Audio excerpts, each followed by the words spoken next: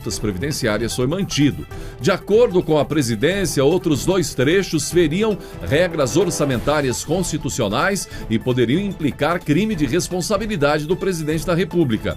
Outros sim, o veto não impede a manutenção de diálogos, esforços e a apresentação de instrumentos normativos que serão em breve propostos pelo Poder Executivo com o intuito de viabilizar a justa demanda, diz a mensagem enviada aos parlamentares. Em nota, a Secretaria-Geral da Presidência explicou, por outro lado, a anistia a multas previdenciárias confirma e reforça a previsão legal sobre os pagamentos realizados pelas entidades religiosas aos seus membros. Assim, não se considera como remuneração para efeitos previdenciários o valor pago por entidades religiosas aos seus ministros e membros de Instituto de Vida Consagrada. Nesse contexto, o artigo 9º sancionado não caracteriza qualquer perdão da dívida previdenciária, apenas permite que a Receita Federal anule multas que tenham sido aplicadas, diz a nota. Em publicação nas redes sociais, o presidente Bolsonaro sugeriu, entretanto, que os parlamentares derrubem os vetos para que as dívidas de igrejas sejam perdoadas e explicou que só não manteve o dispositivo para evitar um quase certo processo de impeachment. Confesso, caso fosse deputado ou senador, por ocasião da análise do veto que deve ocorrer até outubro, votaria pela derrubada do mesmo, disse o presidente. De acordo com Bolsonaro, uma proposta de emenda à Constituição, PEC, será apresentada como uma possível solução para estabelecer o alcance adequado para a imunidade das igrejas nas questões tributárias. E a farmacêutica AstraZeneca retoma os testes da vacina contra a Covid-19, conhecida como vacina de Oxford, no Brasil. O diretor-presidente da Agência Nacional de Vigilância Sanitária, Anvisa, Antônio Barra Torres, falou em entrevista à Rádio Jovem Pan na manhã desta segunda-feira a respeito da retomada dos testes da vacina contra a Covid-19 desenvolvida pela AstraZeneca. Segundo Barra Torres, uma vacina contra a Covid-19 deve estar disponível nos primeiros meses de 2021, mas ele não quis falar sobre datas precisas, porque, segundo ele, pode haver mudanças no cronograma e isso causaria frustração nas pessoas. Antônio Barra Torres também falou sobre as reações adversas graves. Segundo ele, não foi registrada nenhuma no Brasil até o momento. As reações adversas graves são aquelas que envolvem risco de vida, risco à qualidade de vida e problemas de saúde de médio e longo prazo. Ele também disse que o trabalho da Anvisa não deve parar apenas no protocolo, né? Não deve ser apenas dar um ok e tudo bem. Eles devem continuar acompanhando e monitorando o desenvolvimento, produção e aplicação das vacinas no país. E com direito à hashtag Acredite no Brasil, Fábio Faria, ministro das Comunicações, comemorou os dados de uma nova pesquisa sobre o governo Jair Bolsonaro, que mostrou que a popularidade do presidente continua em alta. Mais uma pesquisa apontando isso. Desta vez, o levantamento da XP aponta que a aprovação de Bolsonaro em setembro chegou a 39%. 24% consideram o seu governo regular e 37% ruim ou péssimo. Esta é a 5ª pesquisa seguida em que os índices positivos sobre a administração de Bolsonaro apresentam alta e reprovação diminuindo.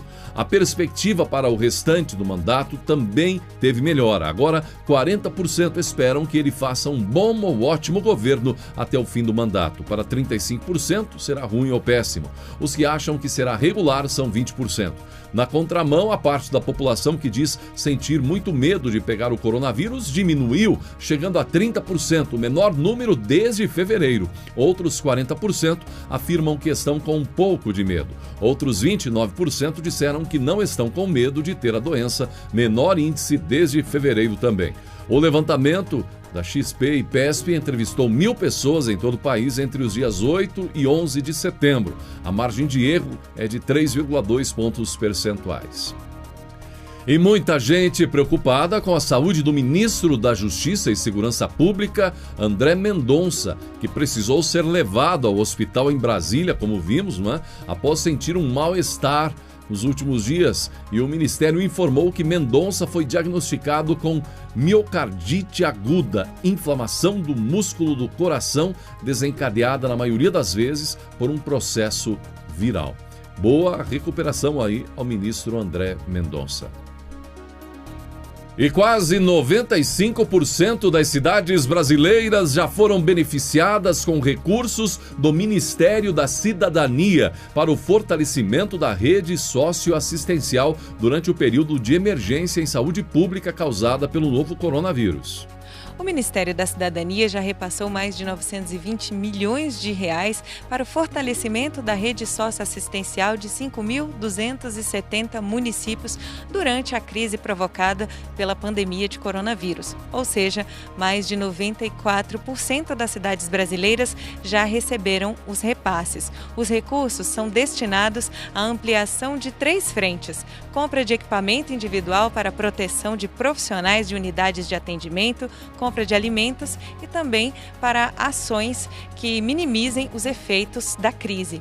O maior repasse foi para a região Sudeste, com mais de 407 milhões de reais, seguido da região Nordeste, com mais de 182 milhões de reais, depois vem a região Sul, com mais de 181 milhões de reais, a região Centro-Oeste vem em seguida, com mais de 92 milhões de reais e, por fim, a região Norte, com mais de 58 milhões de reais. De Brasília, Andréa Luiza Matias. E as eleições 2020, muita movimentação nos bastidores. Os prazos, 16 de setembro, prazo final das convenções e escolha dos candidatos, 26 de setembro, prazo final para registro dos candidatos, a partir do dia 27, então dada a largada para a campanha, com o início da propaganda eleitoral, inclusive na internet. Dia 9 de outubro, início da propaganda eleitoral no rádio e na televisão para o primeiro turno. E para aqueles espertinhos que estão de olho no fundo eleitoral, 2 bilhões de reais, melhor evitar, hein? A Polícia Federal sempre fazendo um ótimo trabalho, um trabalho exemplar. Por exemplo, deflagrou a Operação Spectrum e cumpriu 8 mandados judiciais para apurar possível desvio de recursos do fundo eleitoral. Mas não é dessas eleições de 2020 ainda. Desvios do fundão eleitoral das eleições de 2018 no Ceará. O vice-presidente Hamilton Mourão afirmou que está trabalhando para manter sua posição na chapa de reeleição do presidente Jair Bolsonaro em 2022. Venho apoiando todas as iniciativas do presidente. Venho procurando facilitar o caminho dele, sendo leal para todas as coisas que ele necessita.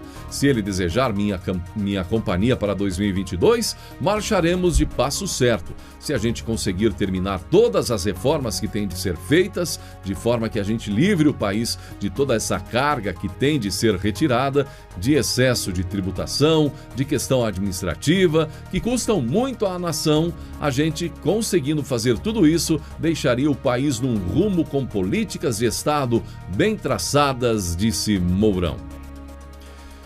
E diziam que ele, Raul Seixas, era um maluco beleza, mas depois de 2020 vão acabar chamando ele de profeta. No ano onde a música de Raul Seixas, onde ele canta "Essa noite eu tive um sonho de sonhador. Maluco que sou, eu sonhei com o dia em que a terra parou, com o dia em que a terra parou." Quem diria que 2020 seria mais ou menos assim, não é? Não bastasse isso, ainda em 2020, além da pandemia, agora a manchete nos jornais do mundo. Cientistas encontram gás na atmosfera de Vênus que pode indicar vida extraterrestre microbiana. Mas também as redes sociais foram movimentadas pelo controverso amigo de Raul Seixas, o escritor Paulo Coelho. Vivendo desde 2007 em Genebra, na Suíça, o escritor brasileiro Paulo Coelho virou um dos assuntos mais comentados no Twitter. Em um post que ele apagou rapidinho depois da repercussão, o homem que chamam de mago, comparou os cristãos brasileiros aos fundamentalistas islâmicos do Talibã. Boicote às exportações brasileiras. Boicote exportações brasileiras. Ou o Talibã cristão controlará o país, escreveu Paulo Coelho. Apesar de ter deletado o texto, vários internautas printaram a publicação e compartilharam nas redes sociais. Em resposta aos comentários, o autor escreveu que os governantes não entendem que, embora possam destruir a oposição, ela não deixará de existir. Corte a grama, ela ficará mais forte, avisou Paulo Coelho. Muito bem, uma coisa é ser oposição, outra coisa é prejudicar os brasileiros. Chamar cristãos de membros fundamentalistas do Talibã, mandar países lá fora, mandar recados para que cancelem as exportações. E o nosso produtor rural, o que sobrevive com o suor do seu trabalho, não nas paisagens incríveis da Suíça, mas trabalhando. Há pouco tempo dizia-se no Cabo da Enxada, com o seu trator, com a sua colheitadeira. Gente, vamos respeitar os brasileiros, respeitar o nosso povo, a nossa fé, a nossa crença. É um absurdo que brasileiros, ainda mais quando são artistas, conhecidos, renomados, vão lá fora e tentam denegrir a imagem do nosso país para tentar atingir um presidente. Ora, somos um povo, somos brasileiros. Tenhamos um mínimo de bom senso. Dezenas de atores estão publicando nas redes sociais uma hashtag com a frase "Eu quero veteranos na TV". A campanha começou, gente, um dia depois de a Globo anunciar que os contratos de Glória Menezes e Tarcísio Meira, como anunciamos aqui também, de 85 anos, não foram renovados. A maior parte das publicações no Instagram e no Twitter contém apenas a frase, sem maiores comentários. A campanha ganhou impulso com Laura Cardoso, que festejou 93 anos de idade. Em entrevista ao jornal O Globo, ela disse que não pensa em se aposentar. Parar nunca. Você se aposenta e aí para tudo. A aposentadoria é um horror. Estar nativa mantém a gente viva. A própria Glória Menezes aderiu à campanha. Aderiram à campanha ainda outros. Eu quero veteranos na TV, vários atores vinculados à Globo, como Glória Pires, Antônio Calone, Cássio Gabus Mendes, Cláudia Raia e Cláudia Abreu.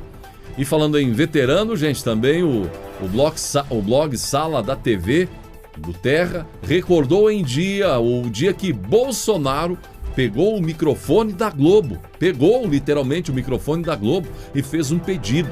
Foi em 11 de agosto de 2019, após um passeio nos arredores do Palácio da Alvorada. O presidente parou para conversar com os jornalistas de plantão na entrada da residência oficial. Para surpresa geral, ele pegou o microfone do repórter da Globo e Globo News, oferecido por um membro da equipe de reportagem, e fez uma brincadeira. Eu com a Globo? Posso falar tudo? Vai tudo para o ar? Perguntou rindo o presidente. Tem certeza? Alô Globo, eu queria que a Globo botasse no ar um vídeo com uma canção lá do Nordeste. Chama-se Chuva de Honestidade. É uma canção mais velha do que eu, disse. O que o Nordeste sempre precisou foi disso. Chuva de honestidade, disse o presidente em um momento que foi recordado agora. E o Brasil se despediu de um dos mais populares cantores da música sertaneja, Parrerito, o cantor do trio Parada Dura, que partiu no domingo, dia 13 de setembro, após complicações no quadro de Covid-19. Familiares e a equipe Trio Parada Dura agradeceram todas as mensagens, sentimentos que estão sendo ainda recebidas e as homenagens de fãs, amigos e também a toda a imprensa. Diz uma nota, inclusive. Ele era diabético, tinha 67 anos. Parrerito deixa mulher, 3 filhas e netos. O grupo estourou em todo o Brasil no ano de 1985 com a música. Quem não ouviu um dia já, hein? As andorinhas voltaram. Barrerito entrou no trio Parada Dura em 1988, substituindo seu irmão Barrerito, que havia sofrido um acidente aéreo em 1982, Barrerito que ficou paraplégico. E a assessoria do Supremo Tribunal Federal também informando outra notícia relacionada à saúde, agora do recém-empossado presidente do STF, ministro Luiz Fux. O presidente do tribunal foi diagnosticado com a Covid-19, doença provocada pelo novo coronavírus. Fux, que tomou posse como novo presidente do STF no último dia 10. Segundo a assessoria do STF, Fux está bem e decidiu procurar atendimento médico após ter apresentado aumento da temperatura corporal. Ainda de acordo com a assessoria, o presidente do STF seguirá os protocolos de saúde e ficará em isolamento.